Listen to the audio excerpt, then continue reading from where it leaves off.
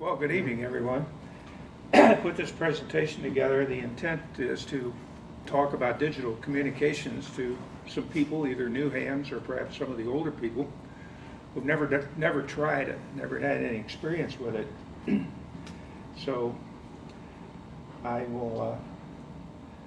always like to start with a little bit of history. There we go. There's a Verse digital modulator, and it's about 125 years old, I guess, at this point. And one of the nice features about it was very simple to implement, but it did require a lot of operator skill. It's still a pretty popular mode, and it has at least one capability that I don't think any other mode can match. And I'm going to try to play you a sound file, show you what that is. Let's see if this works. Oh, come on. This is going to be boring if none of my sound files run. Can you click open? I double-clicked it. Nothing seems to happen. It's a WAV file embedded in the PowerPoint.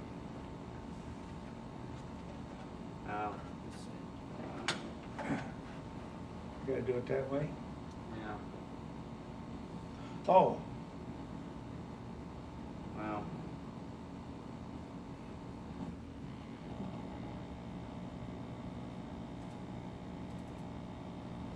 There we go.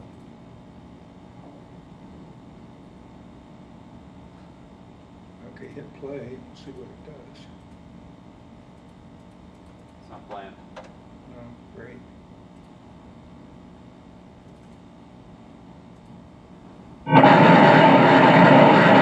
There we go. I heard something. Yeah.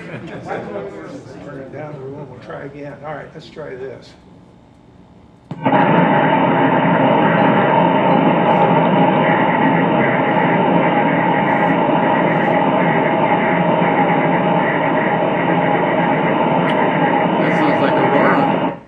Okay, go ahead and kill it. All right, what you just heard is the sound of a 2-meter CW signal being reflected off the northern lights. Oh, cool. Oh, wow. The I got that right. That reflection is so decorrelated, so spread by the flickering of the lights that a single sideband signal is completely unreadable. It just sounds like garbage. So as far as I know, CW is about the only mode that will work in that instance. Okay, next step in digital communications was radio teletype. I don't know if there's anybody in here old enough to remember the old, like me, remember the old UPI teletype machine, stood about that far off the floor and sat there chattering away all day. Radio teletype was first developed in the 1920s, and it was really in full service by the early 30s. You needed a terminal unit, which is that picture below, and basically the terminal unit changed the keystrokes into numbers and then into audio tones, and the audio tones were fed to the radio, and then of course at the other end the audio tones from the radio were fed into a similar terminal unit and came back out as characters. And if you're tuning it, this is still in use and still popular. There's at least one contest every year called the RIDI Roundup that I know a number of people participate in. So let's see if I can make this sound. Come on. Kyle, you must have a magic touch. Well, on you that. had to get out of the presentation. That's the problem. Oh, Yeah. Stand So, it straight on your end. now I gotta hit it again. yep. So now you got to hit it again. Now click open. Really? Yeah. Yeah. I think just the average power is real high. Oh, yeah. Okay. Yep. Anybody tuning the band, you I've heard heard that. that Yep. sound Oh, before. yeah. Didn't know for sure. Now back to the presentation. How big was that radio teletype? How big? Yeah, how much did it weigh? Or? Well, the old Model 15s, I think, used to stand about that far off the floor, and they weighed a bunch. And they made a lot of noise. And they made a lot of noise, yeah. As a matter of fact, in the radio stations, they actually put soundproof boxes around them, so they didn't make so much racket. If you you've know, got a bunch early of PC sounds, days, you that might was an just need input to stay in output this mode. Okay, I'll stay in this mode. Joe, Yeah. question. In the 50s and 60s, when you saw the newscasters like Walter Cronkite and those guys, they had something that looked like those sitting behind them a lot of times. Yeah. Those were teletype machines, Yep. right? That was United Yeah. Press International.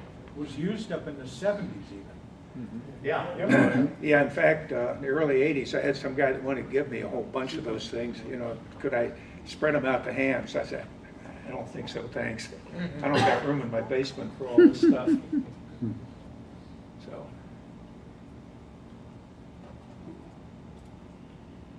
All right, next slide. Okay, there's also some image modes. This isn't strictly digital. It's really kind of an analog mode, but radio fax, facsimile modes.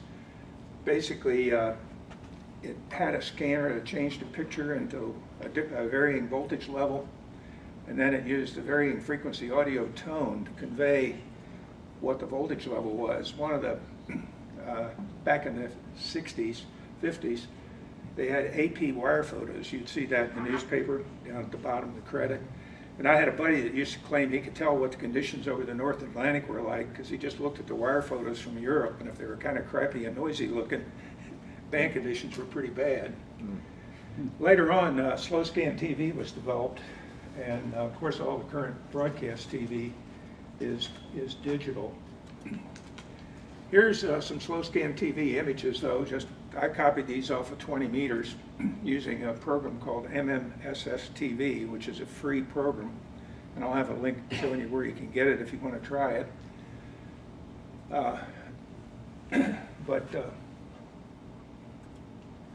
And of course, then there's packet radio. I don't know how many of you have ever actually experimented with 2-meter packet. John? 80s and 90s. Yeah, some more over here. You needed an interface of some sort, a terminal node controller, and basically it made audio tones that could be fed to your radio, likewise decoded audio tones. It's still active around here. There's Missouri Emergency Packet Net is on 145.07. There's somebody else on 145.05. All 2-meter is sent at 1200 bits per second. 440 can either be 1200 or 9600, but you have to modify the radio to make it send 9600. There's also some 6-meter packet around here. And if you've been tuning around the 2-meter band and you hear this,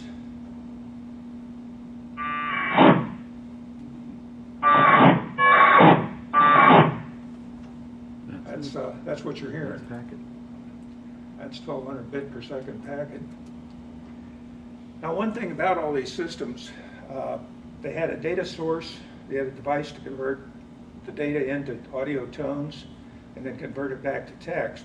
Of course, for CEDOIA, the device was a human. Teletype, you had the terminal unit. Images, you had some sort of interface between the scanner and the radio, and the packet used this magic terminal node controller. Why do we want to do stuff digitally? Well, back in the late 40s, Dr. Claude Shannon of Bell Labs wrote a little paper, and in it, he basically described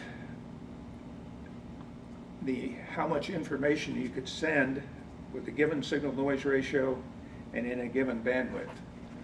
And basically what it said was, well, it was a lot more abstruse than what I just described. But what it kind of said was, if you want to send more information and send it faster, you need more bandwidth and you need more signal-to-noise ratio. If you want to send it slower, you need less bandwidth and signal-to-noise ratio. And the beauty of the digital modulation methods is you can trade off between bandwidth and signal strength. For those of you that are science buffs, you may remember back, I think it was in July 2015, NASA had a probe that flew by the planet Pluto and shot some pictures. Now that's pretty good DX because it takes the RF 4.5 hours to get from there back to here. And it took them 16 months to download all the data, all the pictures and data they took from that flyby, because they were sending it back at 1200 bits per second. But that's the beauty of digital. You know, you can slow it down and send it back. And you can also add error detection and correction to digital, which is something you can't really do. Strong error detection and correction methods creates kind of a threshold effect with a signal. Basically, you either get it or you don't. I know how many of you folks watch broadcast TV these days, digital TV. Difference between a perfect picture and no picture is about 2 dB of signal strength. And it's because of all the error detection and correction they put in the video stream. You basically either get it or you don't. And there's really 2 methods of doing it. One method that's used on the internet is, if you detect it, you break up the message into a number of smaller blocks of data, and you append a little checksum to each block. And when the receiver gets the block, he calculates the checksum, and if it matches, he says, okay, that's a good one. If it doesn't match, he goes back and says, hey, could you send that one again? That's the TCP, or Transport Control Protocol, on the internet does that. The other method is to actually add extra bits of information to correct errors. It's called forward error correction, and you can have schemes that will correct bit errors. It can tell where the mistakes are up to within certain parameters. Speech and images you can compress to use up less bandwidth, and most digitized voice doesn't use error correction. They figure if it screws up every once in a while, your brain can take care of the error correction. I don't know if you've ever had a cellular phone when it suddenly breaks up into syllables. You can't quite understand what the guy is saying, but that's what's happening, is the bit error rate's gotten too high. Another advantage of digital is you can have permanent records, but one of the big downsides is it does take more hardware and it takes more power. Okay. There's just a whole bunch of digital modes available to the radio amateur. Teletype, which I talked about earlier. Slow scan TV isn't really digital, but I count it as such because the interface to the computer is about the same. You can buy programs that will copy CW for you. The PSK modes. Hellschreiber is a German invention. It was used back in World War II. It's basically a facsimile, sending pictures. It's still popular in Europe. Then there's just a bunch of other methods. I have not by any means tried all those, but some of them offer error correction and some don't. Some of these programs are optimized for use in the HF bands, some for VHF, and some for microwave. And there's just a ton of free software out there on the internet if you want to play around with this. MMTTY is a teletype program. MMSSTV is a slow scan TV program I mentioned. AGW term is a packet radio program. Digipan is a PSK31 program. FLDIGI and multi-PSK I refer to as kind of Swiss Army knife programs because they do everything, just about, which means they're a little more difficult to master too because they do so much. And I won't go through the rest of the list, but there's a bunch. There's also paid software. Ham Radio Deluxe, VE3NEA makes a thing called CW Skimmer, which has become very popular among some of the VHF operators because they like to set up their radio and their computer to monitor a piece of the band, and it can copy all the CW signals that show up in that segment of the band. Morse Runner is a training program if you want to practice contesting. There's also digitized voice. There's at least 4 or 5 systems out there which unfortunately are all incompatible with one another. C4FM is Yaesu's. D-Star, I think, was developed by JARL, Japan Amateur Radio League, and I guess ICOM was the first to come out with it. Kenwood has recently been offering D-Star radios, I've noticed. APCO P25 and DMR are commercial voice radio things. So, all right. All these programs tend to fall into categories. There are RAGSU or message handling programs like PSK31 or Teletype. There's weak signal programs. You want to make the contact. You got to send the very minimum of information you need to make the contact. And I missed an audio file. I was going to play the PSK31 one here.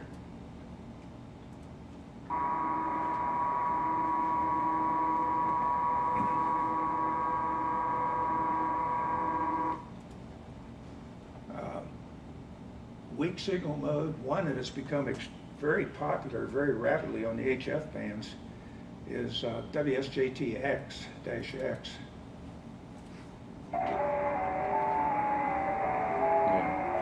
I'm sure if you've tuned around 20 meters or 40 meters, you've heard this.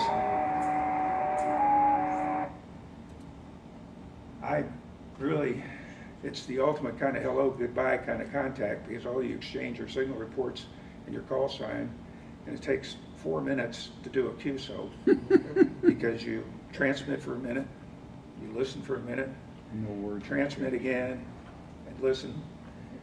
So, but the thing about it is you can copy people you can't even hear in the speaker. Then there's slow scan TV, which will sound like this.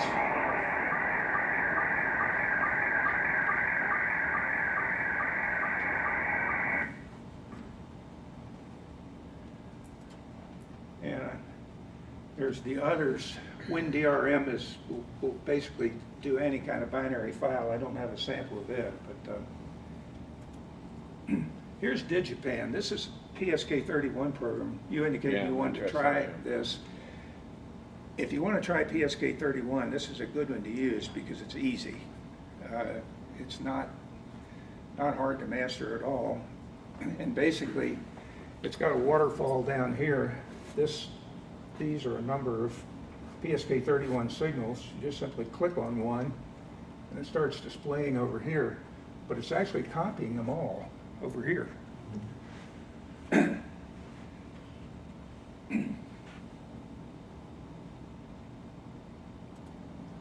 This is FLDIGI. You see what I mean when I said it's a little more complicated. These are all the different modes that thing can do. This is PSK. This is what Digipan does here, just that. So, yeah, it's a good program, but expect to spend a fair amount of time learning how to run it.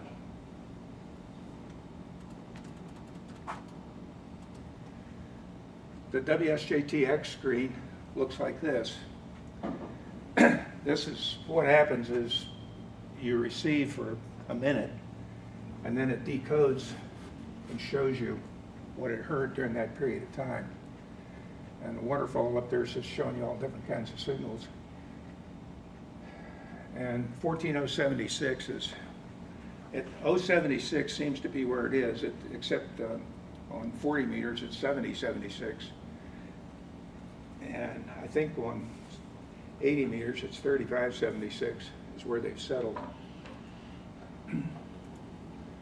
Okay, this is where entering the personal computer. PC with a sound card can do all this stuff. And it's really not too tough to interface the radio and the computer. Basically, you got to get audio into the sound card and audio back out of it if you want to transmit it. You can really, if you want to just mess around with this, take your computer, plug a microphone into it, and put it over by the speaker of the radio for reception. That'll work. In fact, I've done it accidentally a couple of times. And you don't, the beauty of this is you don't need the latest and greatest PC or radio. I brought along what I call my Swiss Army Go kit here. It's got a 12-year-old laptop, a 15-year-old radio, and it'll do all this.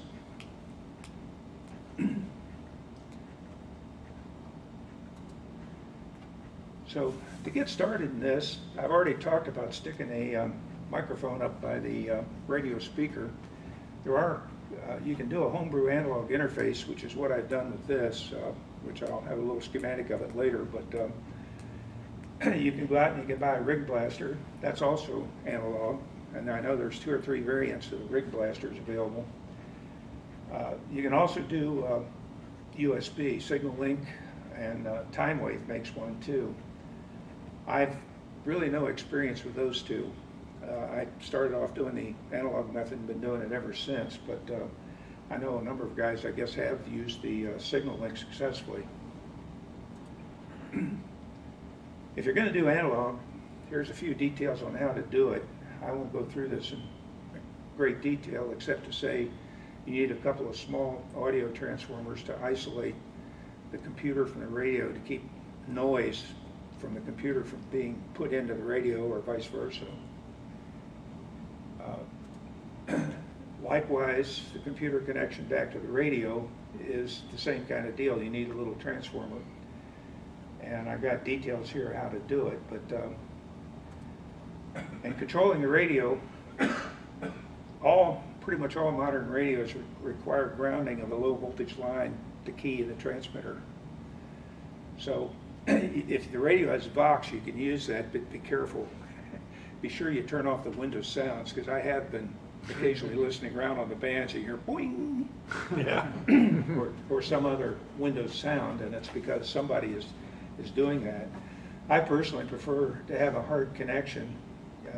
If your computer has a serial port on it, you can use that to actually key the radio. How do you know when you're correctly tuned? Sorry? How do you know when you're correctly tuned? With We'll say PSK31, it doesn't really matter too much. You just click on the line down there in the waterfall.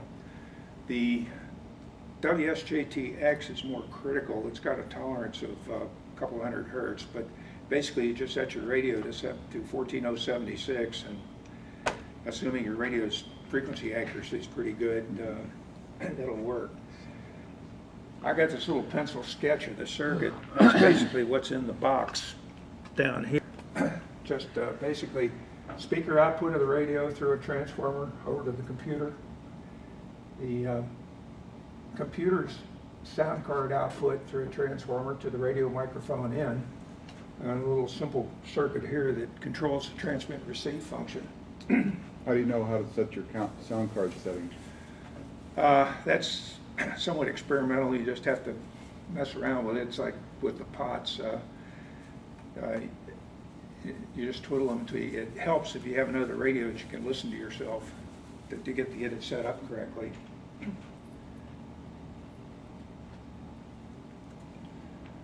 Other options, you can use an external USB sound card and build it into an interface too if you want to, but you still need the audio transformer. I think I paid $7 for that one down at Works with Jaws. Micro Center. And one of the nice features about that is if you do something to blow it up, well, you haven't blown up the one in your computer. Well, Here's a couple of pictures of the hardware. That was one of the early, on the right's one of the early digital interfaces I did, and those are the little audio transformers I was talking about. I got those over at Gateway years ago, but I'm not sure they still have them. Some radios have that built in as well. Yeah, the K3 did. Yes. Yeah.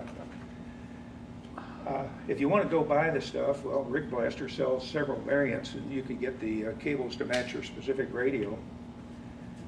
Signal Link does use the USB connection, and you also buy interface cables for your specific radio as well. But you still use the same programs as free or paid programs I mentioned earlier. And this is just some miscellaneous things about sound card. I like to play around with sounds, and so I've had a good time playing with Audacity. It's basically a sound editing program. It's absolutely free, and it really works well. There's another program called Spectrum Lab by W0FY. It makes your computer into a spectrum analyzer, audio basically spectrum analyzer. Spectran and T-Cube. Spectran is another audio spectrum analyzer designed for the ham to find signals that are too weak to hear with your ears. T-Cube is actually an audio generator program. If you, for some reason, need a sine wave generator.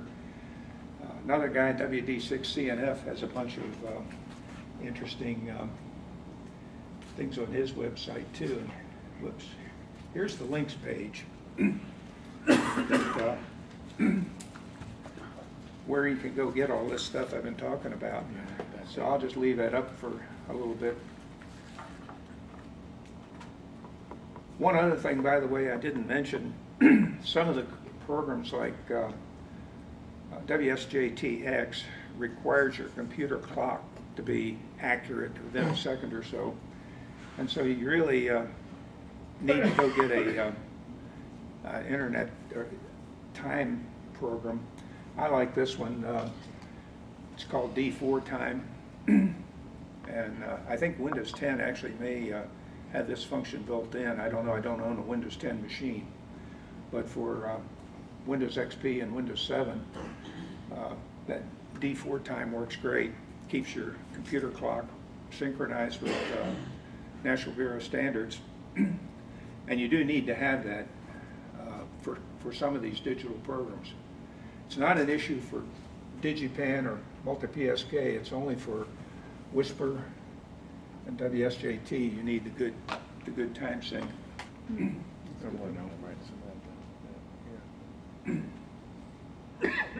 That's basically it. Does anyone have any other questions?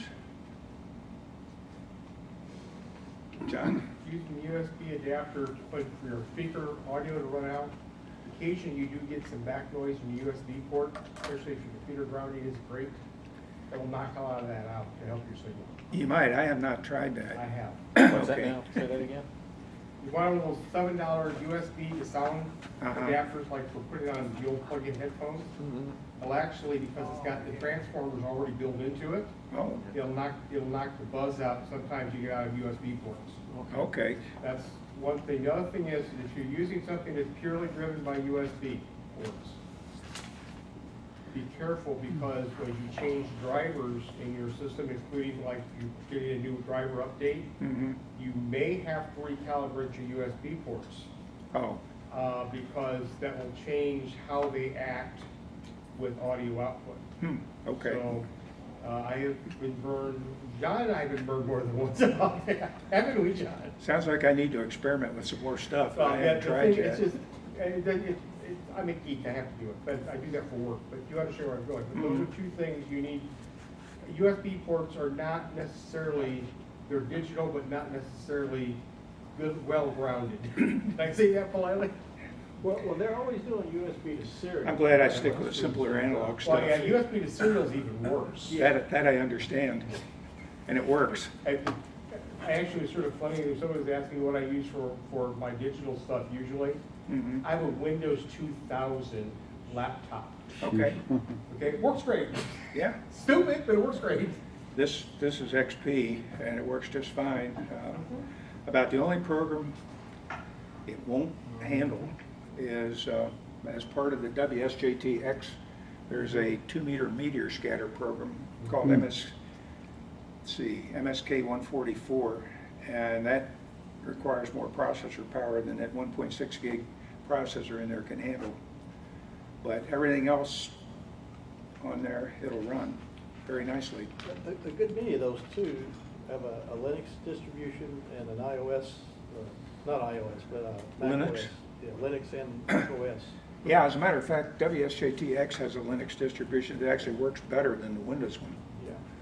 Yeah. Because I put a Linux drive in a machine like this, and the program definitely runs better under Linux than it does under Windows.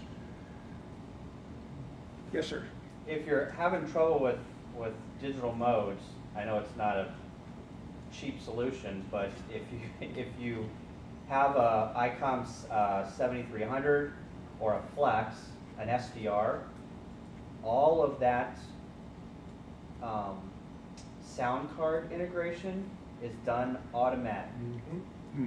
So I have a Flex, Kevin and I have Flexes, and it loads virtual sound cards onto our computer, and we just point the digital program to the digital, or the virtual sound card, there's no volume control, there's no grounding issues, there's nothing. You just point it to it and it magically works. Same thing with the cheaper ICOM 7300. It's got a sound card built into the rig. So whenever you hook that computer, or whenever you hook your computer up USB to that 7300, it becomes its own sound card. So if you're looking at buying a rig and doing digital, you might want to look at an SDR-based computer, because it will be a lot easier in the future. Yeah. It looks like the SDR would do the decode instead of needing a PC at all, right? Well, sometimes it can. Like the Elecraft K3 line, it will do RIDI and CW, and it'll decode it right on the screen. But typically with an SDR, you typically need another piece of processing power to do the waterfall or the decode.